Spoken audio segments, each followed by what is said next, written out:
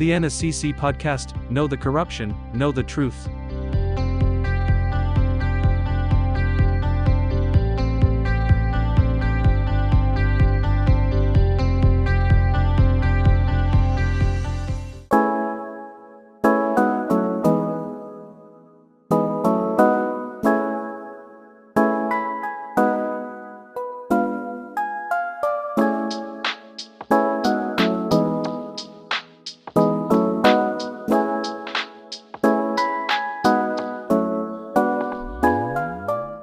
Welcome to the Nacc Podcast, Know the Corruption, Know the Truth. And today's episode, we invited you to know about social data, government data, a tool to anti corruption. If we ask each person's opinion as a tie, how transparent do you think government data is?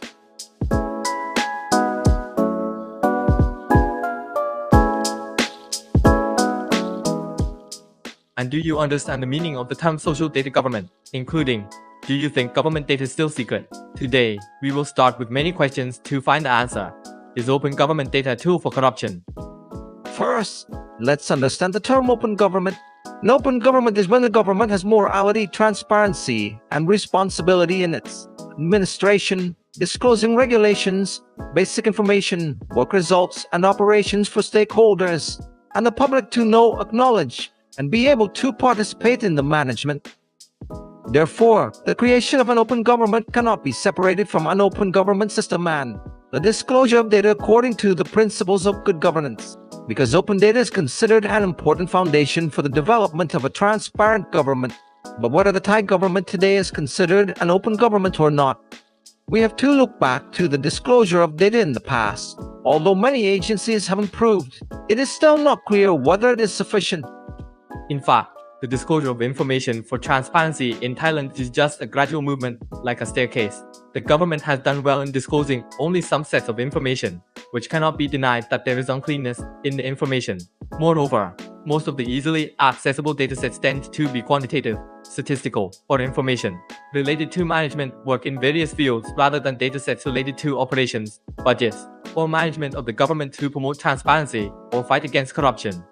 I think this is where it seems to have hidden meanings, not very clear.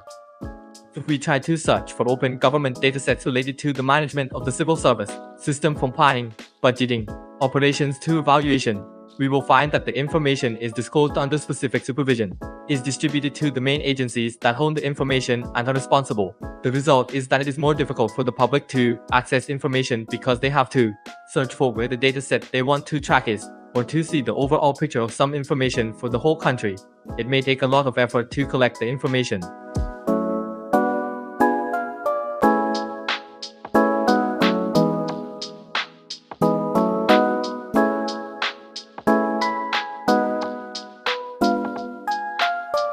Listen, the overall picture we see is the principle of data disclosure that is still complicated in practice. This is consistent with the results of the Global Open Data Index survey by the Open Knowledge International Foundation, which reflects that Thailand is still at a worrying level because the public data that has been released meets only some standards.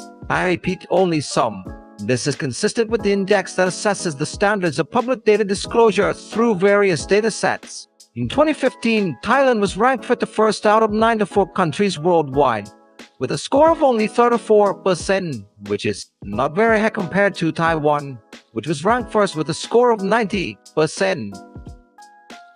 This is similar to the Survey of the Rule of Law Index, WJP, through the Assessment of Public Experience and Perception by the World Justice Project, WJP, in the framework of open government, which reflects the disclosure of laws and public data, including the right to access information and the ability of the public to participate, which found that Thailand was ranked 75th out of 140 countries worldwide in 2022, which is the same as 2021, but worse than 2020, when it was ranked 61st out of 128 countries. I think that we all know that public data exists, but it's difficult to find and use it effectively. Oh my. This is a cruel joke because even though we have laws, acts, announcements, agreements, or even agency policies to promote transparency, it seems that the Thai government is driving by principles that look more like writing than understanding and seeing the importance in practice.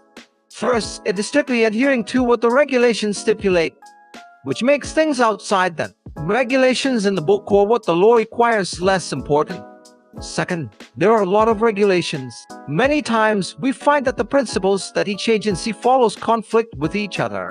For example, some data should be disclosed according to the Information Act, but the agency uses the provisions of the Personal Data Protection Act to refute and refer to block such disclosure, which may violate the principle of international data disclosure standards that the government should adhere to. The principle of open by default, disclose as the main principle, and have a duty to explain the reasons for the exceptions. All of the above is another obstacle that we have not overcome. Another important thing is that before it becomes open data that the public can access, government agencies themselves have to go through a process and procedures in a step-by-step manner. For example, in the case that an official wants to release data, it may have to go through multiple approvals in order. On the one hand, it may be an advantage that the agency works systematically and has internal data reviews many times before releasing it. But on the other hand, having too many ceremonies may result in operations that do not progress and take longer than necessary. By the time the information reaches the public, it will be too old to follow. Therefore, having a data structure, a clear time frame for operations, and technological tools that facilitate are essential. Another thing that I can laugh about either. What let me laugh too? The point is that even though we have gone through many tests until we have discovered open government data, we cannot be confident that the data that we have accessed is effective. Why is it like this? Because the data that we have found may have an unclear and unclean format.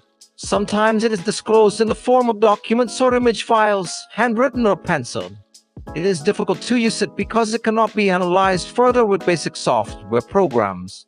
Therefore, being transparent is not just a measure of the transparency of the government's data disclosure. It also means the disclosure of quality data with a clear structure, a data count, and in a digital format that computers can read. It also facilitates users or the public sector to access the data for tracking, inspection, and public use without any cost and is on par with international standards.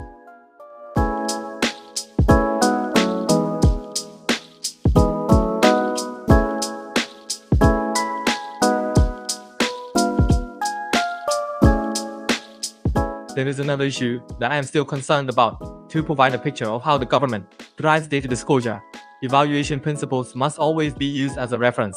Most of the information from all sectors often refers to and mentions the Nacc's Assessment of Ethics and Transparency in Government Agency Operations (ITA), and emphasizes that the disclosure of agency information according to the Public Information Disclosure Indicators (OIT) is complete and sufficient. It also uses the annual assessment scores as the achievements in data disclosure.